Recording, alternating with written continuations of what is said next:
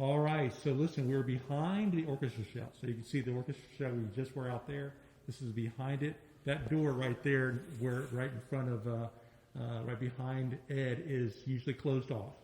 Correct. But, you know, that would be bringing everything together. And so we're behind, we're really backstage. We're Technically? this is would actually you call called the stage. Okay, this is the stage, okay. Right. So tell me a little bit about this floor and tell us a little bit about what we see here. Before we get into that, if you look right over there, that opening back there, Oh, yeah.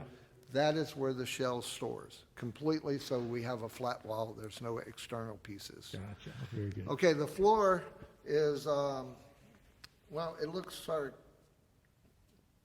use a dirty thing, but that's fine because the floor, you don't look at the floor during the stage. Our floor is Dinged up. It's got dinged scratches up. on It's, it. Yeah. yeah.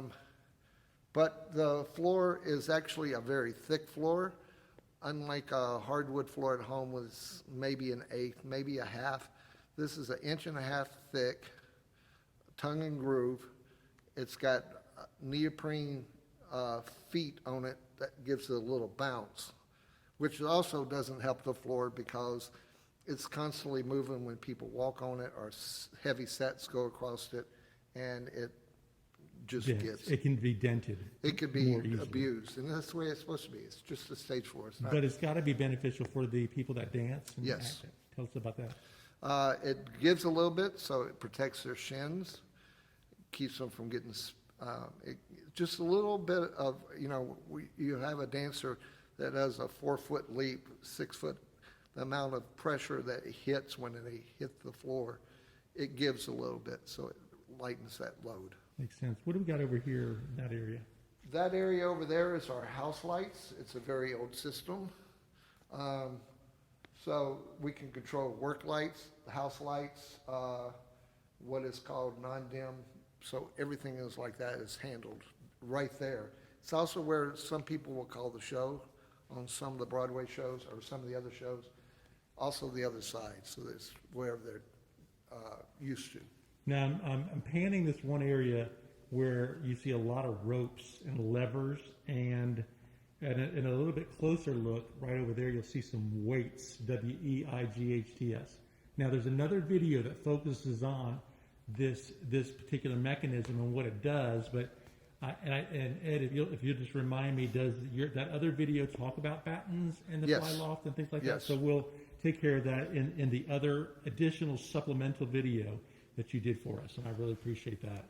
The height of the grid is up above where the curtains and all go up and down. It's a metal grid, isn't it?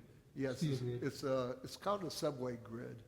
So it's walkable, it holds a tremendous amount of pounds, but it is, to the actual grid is right at 90 feet, 95 feet, and above it is another 15, so it's 120 foot tall. So technically, this is actually a 12-story building. I mean, Yes.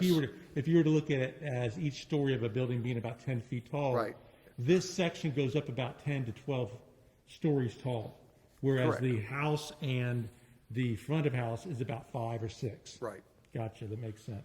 So we're back here, and I'm just imagining you got curtains here on a batten that is pulled up, and again, another video will show you how that works. Correct. And bringing up and down scenes from a Broadway show, you got to have that counterweight system that helps to bring up or down a curtain.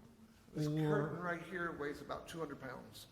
that weighs 200 pounds So, by itself. Yeah. yeah, we have some other ones that weigh 400 to 500 pounds. Okay. Some of the sets that we fly for some of the shows can get up to 1,600 pounds.